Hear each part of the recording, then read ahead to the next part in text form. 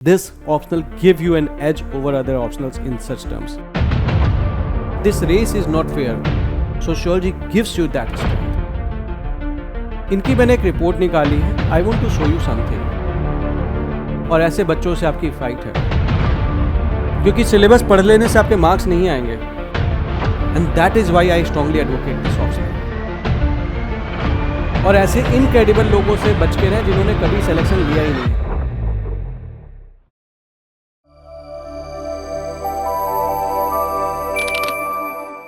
GS के मुकाबले optional plays the disproportionate role. क्यों मैं ऐसा कह रहा हूं? क्योंकि 750 मार्क्स अगर आप 3 सब्जेक्ट के उठा लें तो 750 मार्क्स में से आप 300 नॉर्मली एक्सपेक्ट करते हैं GS1, GS2, GS3 में. लेकिन if it is your optional तो आप 500 में भी 300 एक्सपेक्ट कर सकते हैं और बहुत सारे बच्चे लाते हैं. So optional plays the disproportionate role in your selection. और ये तो आपने अक्सर सुन भी रखा होगा कि अगर आपका ऑप्शनल अच्छा है, ऑप्शनल में आपने अच्छा स्कोर किया है, अगर आपका एसए अच्छा है और अगर आपने एथिक्स का पेपर बहुत अच्छे से कर रखा है तो आपका सिलेक्शन के चांसेस बहुत ज़्यादा हैं. इसलिए we must take our optional very very very seriously. But बहुत सारे बच्चे ये फैक्ट जानने के बावजूद इन सब्जेक्ट्स में, ऑप्शनल में, एसए में, एथिक्स में अच्छा स्कोर नहीं ला पाते. बट सिंस ये वीडियो मैं ऑप्शनल के लिए बना रहा हूँ तो मैं आपसे जो भी डिस्कशन है it will be restricted to the optional only. And उसके अलावा इस वीडियो में I will be discussing with you about the sociology optional, why this optional can help you to enhance your marks. जो वो 300 ला रहे थे उसे 340-50 तक कैसे लेके जा सकते हैं. लेकिन इससे पहले आप में से जो लोग मुझे नहीं जानते हैं, मैं अपने बारे में थोड़ा सा बता दूं कि why what I am going to say it will matter. I have earlier qualified this examination with rank 442 in UPSC CSE 2021. उसके अलावा मैंने स्टाफ सिलेक्शन कमीशन भी 3 बार क्वालिफाई कर रखा है. एंड ये बात मैं आपको सिर्फ इसलिए बता रहा हूँ क्योंकि मैं आपको अभी जो कुछ बताने वाला हूँ that is going to be very credible information irrespective of आपका ऑप्शनल क्या है. ये आपको आपके किसी भी ऑप्शनल में हेल्प करेगा. बट अगर आप एक स्टूडेंट हैं सोशियोलॉजी के तो make sure that you watch this video till the end. You will find that there is something that you can do in your preparation which can help you to get the final selection. Now इस examination process की बात कर लेते हैं. This examination process is very brutal. Brutal क्यों कह रहा हूँ समझते हैं. क्योंकि आप जब मेंस का प्रोसेस में होंगे और आप पेपर दे रहे होंगे, यू विल सडनली फाइंड कि आप फ्राइडे को 3 घंटे लिख रहे हैं, सैटरडे को आप 6 घंटे लिख रहे हैं और संडे को आप फिर 6 घंटे लिख रहे हैं. और ठीक 5 दिन के गैप के बाद आप सैटरडे को फिर से 6 घंटे लिख रहे हैं एंड संडे को आप 6 आवर्स लिख रहे हैं. It is on this day that you write your optional. Now let me tell you, just imagine कि you are writing for the 1/4 day. आप 1/4 डे एक्चुअली आप लिख रहे हैं, लेकिन आप सोच के देखिए 1/4 डे लगातार लिखना, आप उसके अलावा आपने उससे ठीक पहले 6-6-12 और 3-15 घंटे लिखे हो पिछले हफ्ते, आपकी एनर्जी पूरी तरह ड्रेन्ड होती है. और जब पूरी तरह एनर्जी ड्रेन्ड होती है और ऐसे केस में अगर आपके ऑप्शनल के ऊपर कमांड नहीं है तो आप इसमें अच्छा स्कोर नहीं कर पाते हैं. तो make sure that you must do something कि आपका ऑप्शनल के ऊपर कमांड भी रहे और आपका कंटेंट इतना इन्रिच्ड रहे कि आप यहाँ पे इतना अच्छा परफॉर्म कर जाएं कि आपके मार्क्स बहुत अच्छे आएँ. और ये इस जर्नी के दौरान आपकी जो रेस होगी वो केवल एक नॉर्मल बच्चे से नहीं होगी जिसने कल शुरुआत किया होगा. आप बहुत सारे ऐसे सेलेक्टेड एस्पिरेंट्स से भी फाइट करेंगे जिन्होंने ये एग्ज़ाम पहले क्वालिफाई किया होगा. Let me give you an example. There is my batchmate who got selected in 2021 as an IDAS officer. He actually gave the examination and in 2024 he got into the IAS. यानी कि इसने exam देना नहीं छोड़ा. He kept on trying. आपकी जो fight है ना, आपकी इन जैसे लोगों से है. तो this examination is fair but this race is not fair. So अगर आप अपने ऑप्शनल को जहाँ पे आप अच्छा स्कोर कर सकते हैं उसको सीरियसली नहीं ले रहे हैं तो कहीं ना कहीं आप गलती कर रहे हैं. मेक श्योर कि आप जब लिखें, जब आप पढ़ें, तो इस तरीके से पढ़ें कि आपको ये भी ध्यान रखना है कि ऐसे भी बच्चे होंगे जो फाइट करने वाले होंगे, और ऐसे हजारों में बच्चे होते हैं। बहुत बहुत सारे बच्चों को आईपीएस मिलता है, आईआरएस मिलता है, आईएएएस मिलता है। They never sit idle, they keep on preparing and they keep on preparing in such a way कि उनको आईएएस चाहिए। तो जब उनको आईएएस चाहिए तो वो दिन रात लगे रहते हैं, और ऐसे बच्चों से आपकी फाइट है। So you can't sit idle, be brutal with yourself, be boring with yourself and keep on studying. ठीक है। और इस सिलेक्शन में अब इन बच्चों को अगर मुझे पीछे छोड़ना है तो I have to make sure कि मैं अपना ऑप्शनल इस हिसाब से पढ़ूंगा कि अगर इनके 260 आ रहे हैं तो मेरे 300 आए। कैसे आएंगे, दैट इज अ क्वेश्चन। तो उसी के बारे में बात करते हैं। But since this video and I have a person who has taken the sociology earlier, so I will be talking about the sociology. Sociology एक अच्छा ऑप्शनल है, आपका कोई और ऑप्शनल है तो कोई बात नहीं, बट इस वीडियो को जरूर देख लेना, आपको पता चलेगा इस ऑप्शनल के बारे में भी। क्यों सोशियोलॉजी लेना चाहिए, ये तो आपने बहुत सारे वीडियोस देख रखे होंगे जिसके बारे में अक्सर बात होती है, that yes this is scoring, बिल्कुल स्कोरिंग है। Syllabus is overlapping with the GS, तो मैं इसके बारे में बात नहीं करूंगा। You know that sociology GS1 से इसका सिलेबस ओवरलैप करता है, GS2 से ओवरलैप करता है, GS3 से भी ओवरलैप करता है, GS4 में भी हेल्प कर सकता है। इन जनरल ये बातें तो आप जानते ही हैं, और इसमें कोई प्रायर बैकग्राउंड भी नहीं चाहिए होता है जो, लेकिन मैं आपको बताना चाहता हूँ इसके बारे में जनरली बात नहीं करते, because this paper gives you the language 2.2 for the GS paper. ये आपकी वोकेबुलरी इन्हेंस कर देता है GS पेपर्स के लिए भी। कैसे? Like let's say if I am writing the influence of society in my paper, इसकी जगह मैं influence of society की जगह structural constraint word यूज करता हूँ, या फिर let's say rich is getting richer, इसकी जगह मैं अगर word यूज करता हूँ social reproduction, या फिर broken families की जगह मैं word यूज करता हूँ nuclearization, या फिर governance की जगह मैं institutional structures of power word use करता हूँ, या फिर वेलफेयर स्कीम्स की जगह state lead social engineering words use करता हूँ, तो फिर मेरे मार्क्स जीएस में अच्छे आते हैं। कंटेंट तो सभी लोग वही पढ़ रहे हैं और टॉपर्स भी वही कंटेंट पढ़ रहे हैं, तो फिर what is making the person different जिसके बहुत अच्छे मार्क्स आ रहे हैं? ये वो बच्चे हैं जो ये वर्ड्स यूज करते हैं। We are very emotional people, तो जनरली जो हम पढ़ते हैं जिस तरह से सोचते हैं हम वही लिखना शुरू कर देते हैं। लेकिन मैं आपको एक चीज़ बता दूं, if you are writing the paper and if you are not using the good language in the paper, आपके स्कोर वहीं पे आके 270 280 तक आ जाएगा, लेकिन 330 340 350 नहीं आएगा। तो you will be learning such kind of language to in the optional. ये सोशियोलॉजी ऑप्शनल इसमें बहुत ज़्यादा हेल्प करता है जितना कोई और ऑप्शनल नहीं करता है, and that is why this is one of the best optional. क्योंकि बहुत सारे ऑप्शनल एक तो हेल्प नहीं करते हैं, ठीक है। मैं बात इसकी कर ही नहीं रहा कि व्हाट अबाउट द ओवरलैपिंग, मैं बात कर रहा हूं जीएस में मार्क्स इनहेंसमेंट की। ओवरलैपिंग तो कई ऑप्शनल की और भी है, like we have the history optional, we have the other optionals, but जो लैंग्वेज इनहेंसमेंट है वो मिलती है आपको सोशियोलॉजी के पेपर से, because we are living in a society and ये हम सारी चीजें ये टर्म्स पढ़ते हैं सोशियोलॉजी में। So this optional actually help you to enhance your language. So congratulations that you have taken this optional. If you are thinking of this optional, you are actually going to make the right decision. ये optional ऐसा है जो आपके GS के marks को उस हद तक enhance कर देगा जिस हद तक दूसरा बच्चा पहुंच नहीं पाएगा. Definitely provided if you have taken and if you have read this optional very seriously. For example, if I am writing something in the GS like communal riots disturb harmony, I can write communal riots are the manifestation of ethnic conflict, social fragmentation and competing identity politics. ये sociology की language नहीं है. Sociology में भी although हम यही लिखेंगे, लेकिन अगर आप ये जीएस में लिखेंगे तो भी कभी भी टीचर आपको ये नहीं बोलेगा कि ये तो जीएस की लैंग्वेज नहीं है.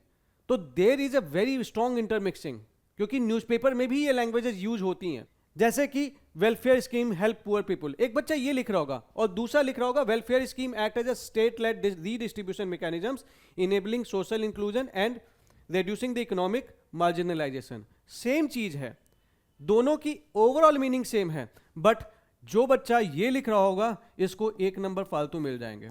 20 क्वेश्चन 20 क्वेश्चंस एक एक नंबर का गैप आपको एक पेपर में 20 नंबर का डिफरेंस दे सकता है, एंड 20 नंबर के अंदर बहुत रैंक आगे पीछे हो जाती है।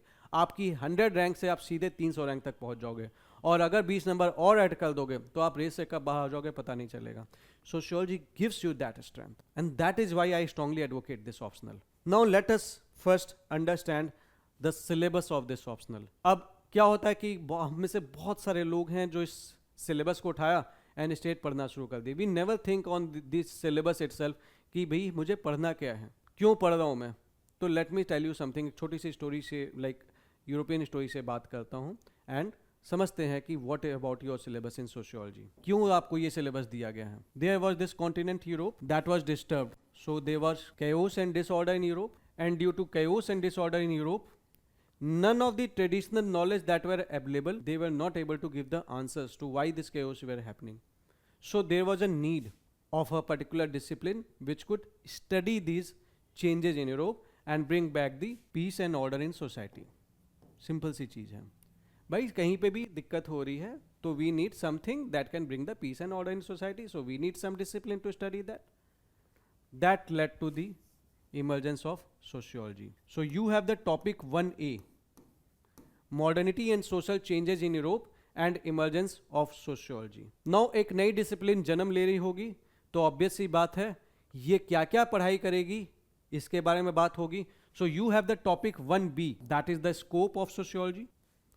एंड ये जो डिसिप्लिन होगी, इस क्या क्या पढ़ाई के अलावा बाकी जो डिसिप्लिन्स अवेलेबल हैं, जैसे कि इकोनॉमी हो गया, पॉलिटिकल साइंस हो गया, इनसे इसका क्या डिफरेंसेस है, तो you have the topic 1B में ही scope and comparison of sociology with other subject. ऐसे ही नहीं दिया है आपको ये सिलेबस। एंड ऑब्वियस सी बात है, अगर मैं आपसे बात कर रहा हूँ, मैं आपसे कुछ कॉमन सेंस के बेसिस पे बात कर रहा हूँ, तो ये डिसिप्लिन उससे अलग कैसे होगी, कुछ बेहतर होगी तभी तो मैं पढ़ूंगा। एंड इसीलिए आपका टॉपिक 1C है, that is sociology and common sense. ऐसे ही नहीं दिया है syllabus, sociology and common sense. अब अभी तो डिसिप्लिन पूरी तरह डेवलप नहीं हुई है, तो मुझे इस डिसिप्लिन में कुछ चीज़ों के बारे में पढ़ाई करनी है, मुझे सोसाइटी का chaos एंड ऑर्डर स्टडी करना है, तो I need some methodology, I need something. तो for that what will I do, I will think about a methodology. कैसे पढ़ूं मैं, what should be my methodology. तो मेरे पास दो ऑप्शंस हैं, या तो जो फेमस चीज़ें हैं, जिस तरह से फेमस वे में स्टडी किया जा रहा है, हम उनकी मेथड फॉलो कर लें, या तो अपना मेथड बना लें। तो उस टाइम पे कुछ लोग आए और वो बोले कि let us follow what is famous. What was famous? Science was famous at the time of 18th century Europe. So they thought कि उनकी मेथोडोलॉजी को हम यूज करेंगे सोसाइटी को पढ़ने के लिए, to study order and disorder and chaos in society. So what they say कि we can use the method of sciences to study the society. So we have this unit 2, which is sociology as a science. This is the part of your syllabus.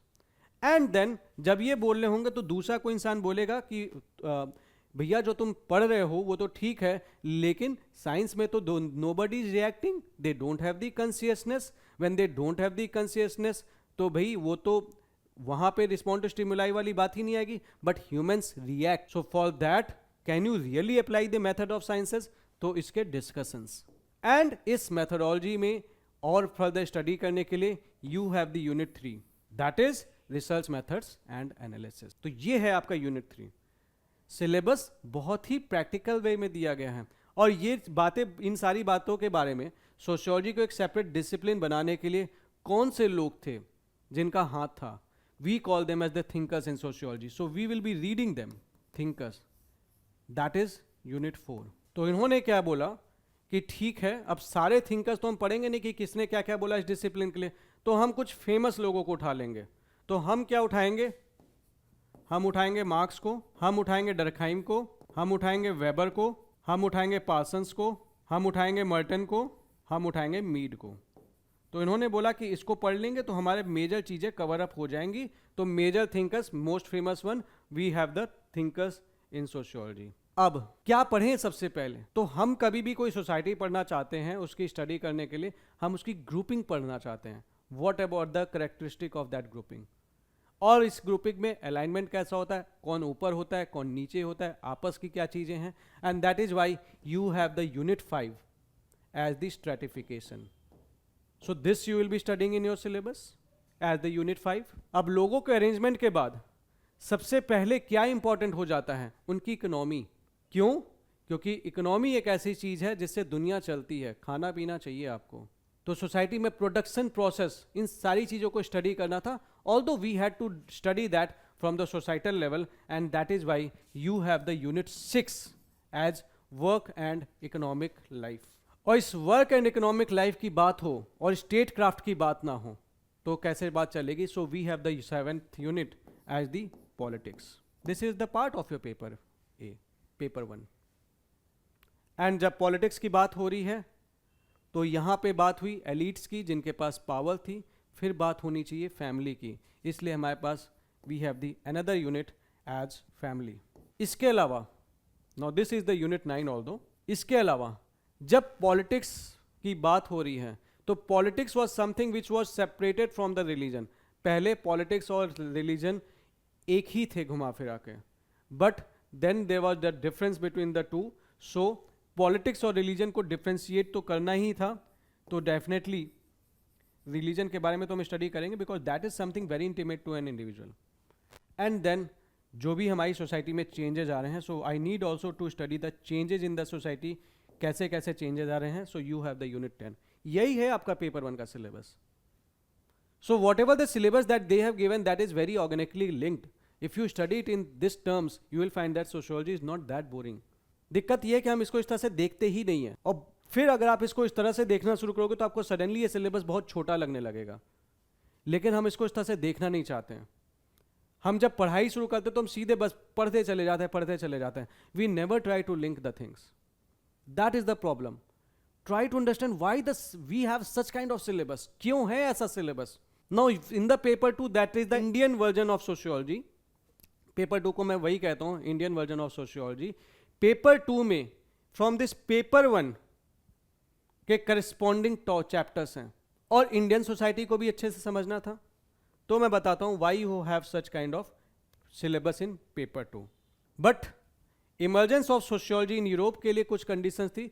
India में इनके ideas आए, Britishers ने वो ideas लेके आए. Now they also wanted to study the Indian society. तो obvious ही बात है, they would have given something about the Indian society. and you know, आपने फ्रीडम स्ट्रगलों का पढ़ रखा है, आपको पता है अंग्रेजों की नज़र में हम तो बेकार ही थे. रियलिटी है. So they would have given their own perspective upon India, and for that the Indian reaction was Indology. So for that we have one thing in your syllabus, that is G.S. Ghurye. You will be reading it. And then though this term you will be understanding when you will be reading in the paper in detail, and the Marx, that is the conflict theorist. तो इनके जो दो most famous perspectives थे जो famous हुए, उसी के corresponding दो पर्सपेक्टिव्स इन्होंने हमारे सिलेबस में डाल दिए. One is M N Srinivas who studies the structural functionalism, and then there is the A R. Desai. तो we will be studying about structural functionalism which is Srinivas, and then we have A R. Desai. तो सबसे पहले तो यहाँ पे के थिंकर्स हम पढ़ेंगे. This is the Indian version of sociology. This is something as you can say the response or following their footsteps. And इसको करने के बाद, since India जो हम स्टडी करते हैं, we had the colonial rule in India. तो what about their impact? तो इनका impact को स्टडी करने के लिए we have the topic impact of colonial rule on the Indian society, which is your topic A2. And ठीक इसके बाद जब अब पेपर 1 में की मैं पेपर 2 की बात करूं, तो पेपर 2 में अब मेरे को पास स्कोप, कंपैरिजन, ये सारी चीज़ें तो ऑलरेडी इन लोग ने स्टडी कर दी, तो मुझे दोबारा क्यों स्टडी करना है पेपर 2 में? मैं नहीं स्टडी करूंगा. फिर मैं जाऊंगा सीधे क्या देखने की इसके करस्पॉन्डिंग मेरे पास क्या क्या है. तो for that in the paper 2 stratification या ग्रुपिंग्स जैसी चीज़ों को पढ़ने के लिए हमारे पास इंडियन वर्जन जो है वो है पढ़ने के लिए, that is rural and agrarian social structure. That is your topic B1. Then you have the caste system. Then you have the tribal communities, because ये groupings हमारे यहाँ पे famous हैं. Then we have the social class, and that is one of the reason why it is often said that कि जब मेरे को ये topic पढ़ना है तो थोड़ा सा इसके साथ link up करके पढ़ते चलूँ मैं.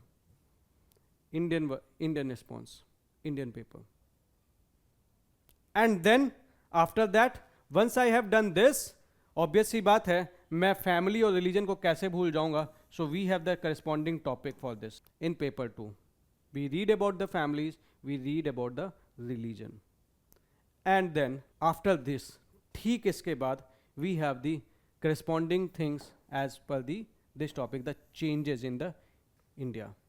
So you have the unit C, जिसमें हम बात करते हैं कि what are the vision of social changes in India, politics में कैसे चेंज आ रहे हैं, लोगों की लाइफ में कैसे चेंजेस आ रहे हैं, एंड उन चेंजेस के चलते if there are some reactions, what kind of reactions, the social movements in the modern India etcetera. ठीक है, तो वो सारी चीज़ें हम बात करते हैं, how the changes are taking place in India. So that is your complete syllabus. आप इसको इस तरह से देख के देखो ना, यू विल फाइंड दैट कि this syllabus is meaningful. Please try to understand your sociology in this way. You will find that sociology is not that tough. Sociology is very easy, it's very scoring, provided you are seeing it like this. And don't worry about anything. I will be bringing some of the videos on the like how you should actually start reading your optional. अब आते हैं, तो चलो ये तो मैंने पढ़ लिया, सिलेबस पढ़ लिया. बहुत सारे बच्चे सिलेबस पढ़ लेते हैं लेकिन उनको लगता है कि उनका काम पूरा हो गया है, लेकिन यहीं से एक्चुअल काम शुरू होता है. क्योंकि सिलेबस पढ़ लेने से आपके मार्क्स नहीं आएंगे, उसके बाद का जो आप काम करते हो मार्क्स वहाँ से आते हैं. और वो दो काम क्या है? पहली चीज़, आपको अपना कंटेंट इन्हेंस करना पड़ेगा. इस बच्चे ने भी उसी कोचिंग से एडमिशन लिया था, दूसरे बच्चे ने भी उसी कोचिंग में एडमिशन लिया था, दोनों ने सेम कंटेंट लिखा था, कंटेंट पढ़ा था. एक के आए 200, दूसरे के आए 300. क्यों डिफरेंस है? डिफरेंस है कंटेंट इन्हेंसमेंट में, डिफरेंस है इम्बेलिशमेंट्स में. एक बच्चे ने एप्लीकेशन सीख लिया, एक बच्चे ने अपना कंटेंट में इतने वैल्यू एडिशंस कर दिए कि एग्जामिनर ने उसको हर एक क्वेश्चन में 2 नंबर एक्स्ट्रा दे दिया, तो अल्टीमेटली उसको मार्क्स तो ज़्यादा मिलने ही मिलने हैं. और दूसरे बच्चे ने जितना पढ़ा बस वहीं तक रुक गया. तो वो कहीं ना कहीं आपको कंटेंट इन्हेंसमेंट करना है. कैसे करना है? That is another that will require actually another video. तो इसमें हम फिलहाल बात नहीं करेंगे, but please try to understand that if you are stopping at the place जहाँ पे आपको टीचर ने सामने पढ़ा दिया और आपने बस उतना पढ़ के रुक गए, तो आपके मार्क्स 300 नहीं आएंगे. कुछ तो आपको अलग करना पड़ेगा, क्योंकि दूसरा बच्चा भी तो है आपके सामने, उससे बेहतर कैसे लिख रहे हो. दूसरी चीज़, you need to do the embellishments in your answer. What are embellishments? Embellishment का सीधे से मतलब है सुंदरता. You know our society runs behind the beauty. Flex करना पड़ेगा आपको. और वो कैसे करोगे? अब इस पेपर में कैसे फ्लेक्स कर सकते हो? इस पेपर में फ्लेक्स कर सकते हो अपना आंसर ऑर्गेनाइज दिखा के, बेटर दिखा के. यही होता है ना भाई, चलने को तो आई-10 भी चलती है, चलने को फरारी भी चलती है, फरारी के पैसे ज़्यादा मिलते हैं, काम दोनों एक ही करती है, कंटेंट तो एक ही है घुमा फिरा के, लेकिन कहीं पे आप उतने पैसे देने को रेडी हो, कहीं पे आप उतने पैसे देने को रेडी नहीं है. आई-10 खरीद लोगे 1 करोड़ की? नहीं खरीदोगे. Same apply to the marks. So if you give the content like that, then only examiner is going to reward you the marks. So how you can give the content? Let us understand from the UPSC paper. ये UPSC का report है, I mean to say this UPSC report. इनकी मैंने एक report निकाली है. I want to show you something. Just try to understand कि उन्होंने अपनी रिपोर्ट कैसे दी है. इन्होंने यहाँ पे देखो एक हेडिंग दी है, यहाँ पे इन्होंने एक सब हेडिंग दी है, यहाँ पे रिपोर्ट एंड डेट दी है, यहाँ पे इन्होंने एक्ट दिया है, यहाँ पे कमीशन दिया है, यहाँ पे बोर्ड लेटर्स दिए हैं, यहाँ पे इन्होंने दिया है, अगेन बोल्ड कर दिया है, यहाँ पे इन्होंने नाम दिया है और लिखा है पॉइंट वाइज फॉर्मेट में. इसके बाद और अच्छा दिखाने के लिए, मतलब रिपोर्ट लगे रिपोर्ट जैसी, तो यहाँ पे कमिटी का नाम दे दिया है, यहाँ पे जहाँ पे ज़रूरत है ही हैव गिवन बोल्ड सब हेडिंग्स. इनके पॉइंटर्स जहाँ पे कंप्लीट स्टेटमेंट नहीं लिखे हैं, सब पॉइंटर्स बहुत ब्रीफ में लिखा है. इसके अलावा इन्होंने जहाँ पे ज़रूरत है डायग्राम दिए हैं, जहाँ पे ज़रूरत है इन्होंने टेबल दिए हैं, और जहाँ पे ज़रूरत है इन्होंने लॉन्गर सेंटेंस नहीं लिखे हैं एंड उन्हें प्रॉपरली लेवल डायग्राम दिए हैं और सेंटेंस में रिपीटिशन नहीं किया है. तो इनका कंटेंट अच्छा लग रहा है देखने में, मुझे सुंदर भी लग रहा है. If I do something like that, कि मैं जब सोशियोलॉजी का आंसर लिखूंगा, ठीक है, तो जहाँ पे ज़रूरत है आई will be putting the heading and सब हेडिंग. जहाँ पे ज़रूरत है बुक के नाम के साथ अगर उसका ईयर लिख दूंगा, जहाँ पे ज़रूरत है कोई एक्ट होगा वो लिख दूंगा, कोई रिपोर्ट है तो वो लिख दूंगा, like national family health survey. जहाँ पे ज़रूरत है किसी कमीशन की या फिर किसी थिंकर की तो उसका नाम लिख दूंगा. जहाँ पे ज़रूरत है मेन चीज़ की उसको अंडरलाइन कर दूंगा, और जहाँ पे ज़रूरत है आंसर्स की पैराग्राफ में नहीं पॉइंटर्स फॉर्मेट में लिखूंगा। आपको पता है पॉइंटर फॉर्मेट्स में क्यों लिखा जाता है? क्योंकि 150 वर्ड्स में से और 250 वर्ड्स में इतना स्कोप ज़्यादा होता ही नहीं कि हम पैराग्राफ लिखें। You don't need to write the paragraph. Paragraphs तब लिखें जब आपको लग रहा है कि पॉइंटर्स में आप डाल नहीं सकते answer, because they are looking for the pointers from you. They don't give. अगर आपको एक प्रॉपर एक होता कि 10 पेज का आंसर लिखना पड़ता, तब डेफिनेटली आप हो सकता है पॉइंटर्स अवॉइड कर सकते थे, और पॉइंटर्स तो कायदे से वहां पे भी लिखने चाहिए थे, लेकिन तब फिर भी पैराग्राफ चल जाएगा। और पॉइंटर्स में आप पैराग्राफ ही तो लिखते हो, लेकिन कई बार पॉइंटर्स में आप कंप्लीट सेंटेंसेस नहीं लिखते हो, आप कम सेंटेंस में ज्यादा कंटेंट दे पाते हो। And the more you give them the more he will give you. जितनी इज्जत देते हैं उतनी ही तो रिस्पेक्ट मिलती है ना। तो अगर आप उसको ज्यादा कंटेंट देंगे कम वर्ड्स में, तो वो आपको मार्क्स भी ज्यादा देगा। Like you can see the copy of Neha Bhosale ma'am, उनकी कॉपी देखिएगा, इट हैज इनरिच्ड कंटेंट। हर एक दूसरी लाइन में नया कंटेंट, हर एक दूसरी लाइन में नया कंटेंट। ये चीज उनके मार्क्स अच्छे लेके आया था, आपको भी वही करना पड़ेगा। सो 150 से 250 वर्ड्स में you can not do anything. आप 150 से 250 वर्ड्स में आप छोटे सेंटेंसेस लेकिन मीनिंगफुल सेंटेंसेस लिख सकते हैं। देन हमारे मार्क्स में जहां पे अगर हमें कोई कमिटी का नाम याद है, इफ यू थिंक कोई करंट अफेयर्स का क्वेश्चन है, कमिटी का नाम डाल सकते हो तो डाल दीजिए, रिपोर्ट का नाम डाल सकते हो तो डाल दीजिए। मेंशन बोल्ड आप कर नहीं पाएंगे, अंडरलाइन कर दीजिए, ठीक है। जहां पे पॉसिबल है आंसर्स के, सोशियोलॉजी में ज्यादातर बच्चे they never make the diagram, और डायग्राम अगर बनाते भी हैं कोई बच्चे तो वो डायग्राम बनाते जो टीचर ने उसे क्लास में एक कॉमन बना रखा है। अब सारा बच्चा तो वही बना रहा है, बट वो डायग्राम क्या उस क्वेश्चन के लिए कंप्लीटली रेलेवेंट था, या फिर मुझे जो जस्ट याद था मैंने बस उसको ड्रॉ कर दिया था। अगर मैं वो कर रहा हूं कि मुझे जो जस्ट याद था मैंने वो ड्रॉ कर दिया था, तो मुझे मार्क्स नहीं मिलेंगे, सीधी सी बात है। लेकिन अगर मैं क्वेश्चन के कंटेक्स्ट वाला डायग्राम बना रहा हूं, that is an innovation, I will be getting half marks extra. Just think that, half marks extra, 19 questions you have to write in paper 1, 19 questions you have to write in paper 2। सिर्फ diagram के basis पे 19 marks का आप difference तो यूं ही create कर ले जाओगे। This you need to do. जहां पे टेबल्स की जो है टेबल्स ड्रॉ कर सकते हैं। Make your answer like that, you will actually get the good score in the optional, ठीक है। और डायग्राम बना रहे हैं तो उसको प्रॉपरली लेवल भी करें, नीचे उसके नीचे लिखें कि व्हाट इट इज, लाइक ये लिखा हुआ है तो ये भी लिखा हुआ है कि what is this, there is no repetition in the sentence. तो अगर आपने डायग्राम बना दिया और फिर कुछ बच्चे करते हैं बस वही डायग्राम एक्सप्लेन करते चले जाते हैं, नहीं भैया, तो फिर रिपीटिशन हो गया ना, कुछ नया तो लिखो। एक आध वर्ड वगैरह बात अलग है, लेकिन आप पूरा ही डायग्राम ही एक्सप्लेन कर रहे हो तो क्या मीनिंग है। Then you have to start using the sociological language in the answer, because अगर आप जनरल जीएस वाली लैंग्वेज लिख रहे हो पढ़ने के बाद, अब तो फिर आपको मार्क्स नहीं मिलेंगे। अब ये क्यों होता है? Because when you are listening to the videos, तो टीचर्स आपको समझाने के लिए अपनी लैंग्वेज में they give you the content, but you never read the standard book, and when you never read the standard book you will never learn vocabulary कि आपको sentences frame कैसे करने हैं।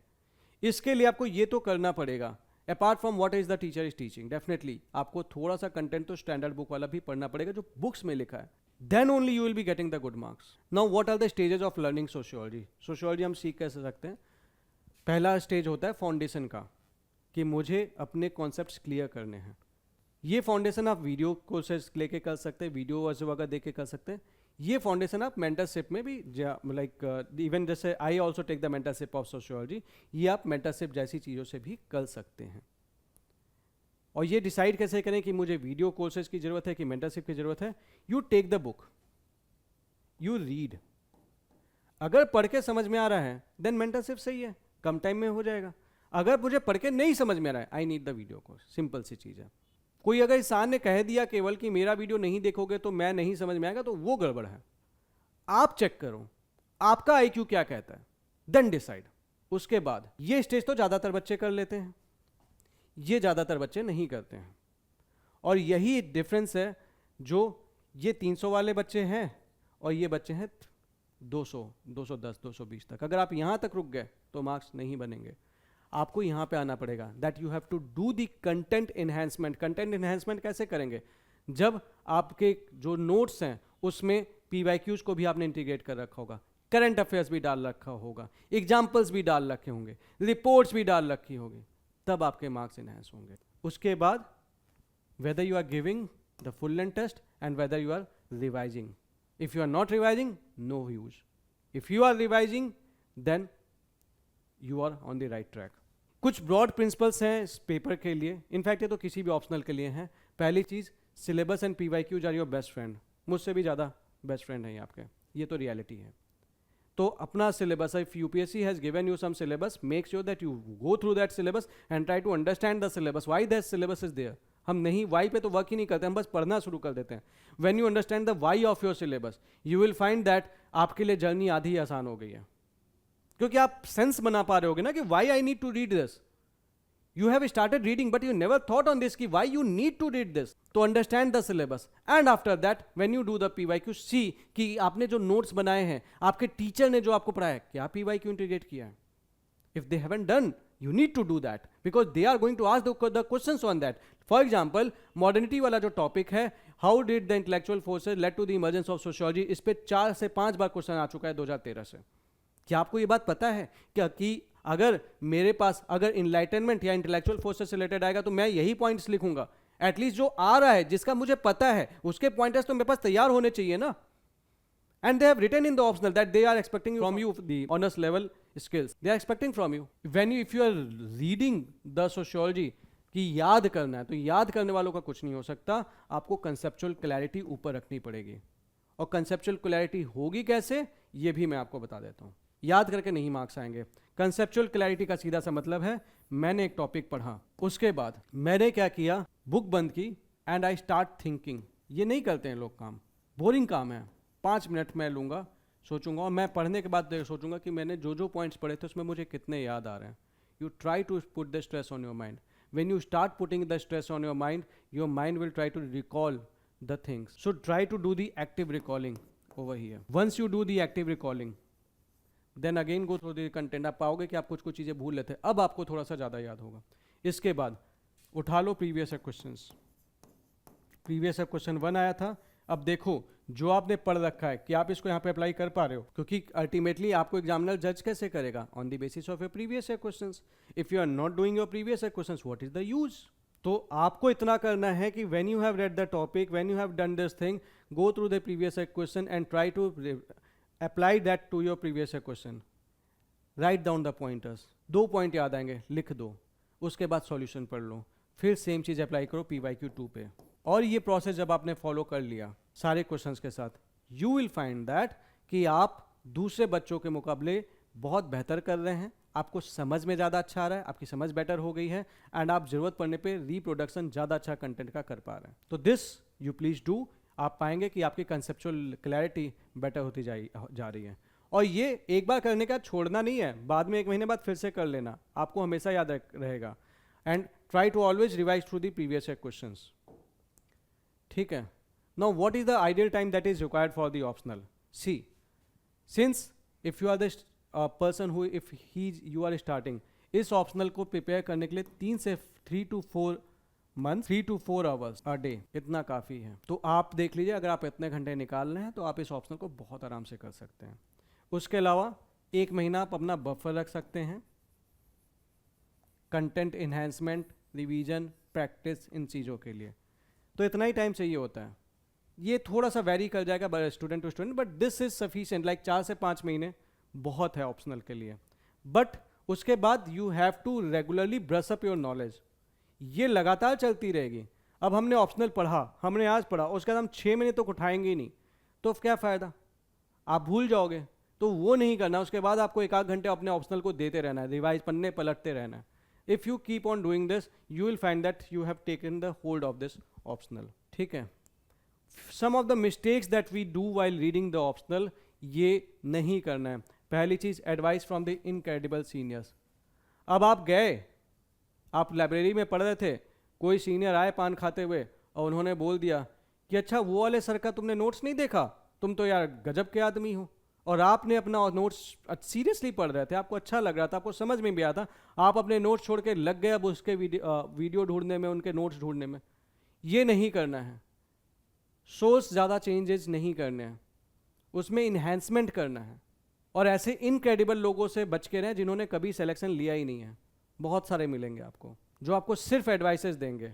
मेरा एक दोस्त है, मैं नाम नहीं लूँगा, बट उसके साथ एक बड़ी परेशानी है। वो क्या करता है, जब भी हम लोग जाते हैं, लाइक कभी कहीं घूमने अगर जाते भी हैं और लेट्स से कि उसे रास्ता नहीं पता है, तो आई ऑलवेज आस्क से कि यार चल भाई गूगल कर लेते रास्ता। बोला नहीं नहीं मैंने देख रखा है, ऐसे चलना है, ऐसा चलना है। एंड वो इतने कॉन्फिडेंस के साथ बोलता है ना कि आप कंफ्यूज हो जाओगे, आपको लगेगा कि हाँ भाई पता ही होगा इसको। अब तो खैर हमें उसकी हैबिट का पता है, बट पहले वो नुकसान ऑलरेडी कर चुका है हमारा।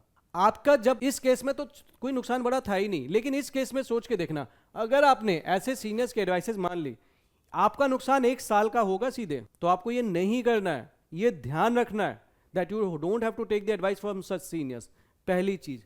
दूसरी चीज, if you are reading from too many sources तो भी दिक्कत है। अब मॉडर्निटी पढ़ लिया है, अब इन्हेंसमेंट करो ना यार। क्यों हम बार बार क्या कहते हैं नए जगह से नए जगह से नए जगह से पढ़ रहे हैं, कोई फायदा नहीं होगा। तो don't do this, don't read too many sources, decide your sources, stick to it.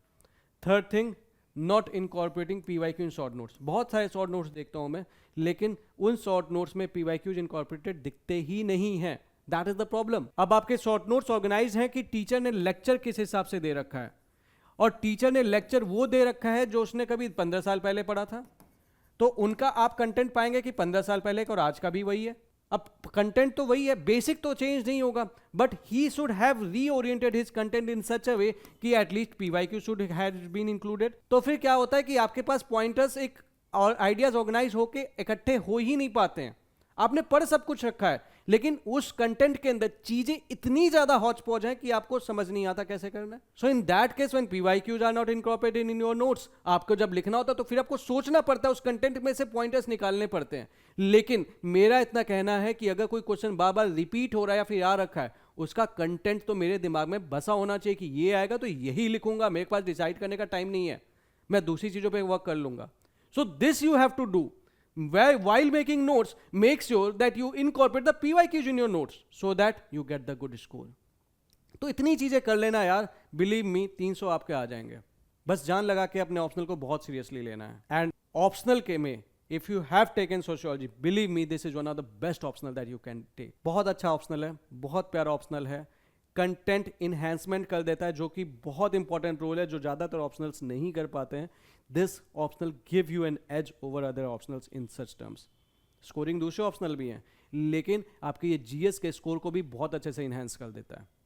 So take this optional seriously, apply the concepts in the GS also. Definitely without applying, भाई हमने थिंकर्स होगा नहीं डालना है, लेकिन इन जनरल जो हम डाल सकते हैं, जो जैसे मैंने आपको देखा था उस तरह से डालोगे, you will find that you have made one of the best decision of the best optional for your examination. So आज के लिए इतना ही, मिलते हैं आपसे अगली किसी वीडियो में। All the best.